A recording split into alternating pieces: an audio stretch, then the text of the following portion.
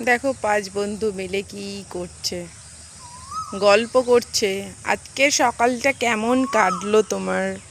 তাই 5 জনের গল্প করছে। দেখো, ও এরা 3 জন আলাদা, ওরা 2 জন আলাদা।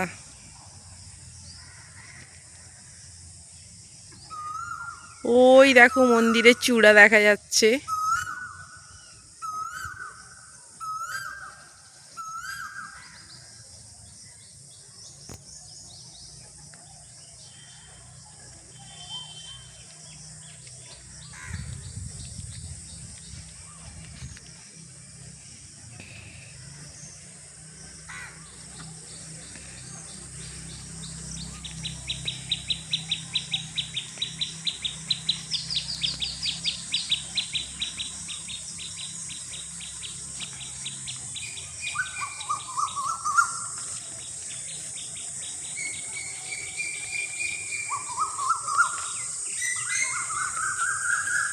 ওই দেখো টালির ঘর।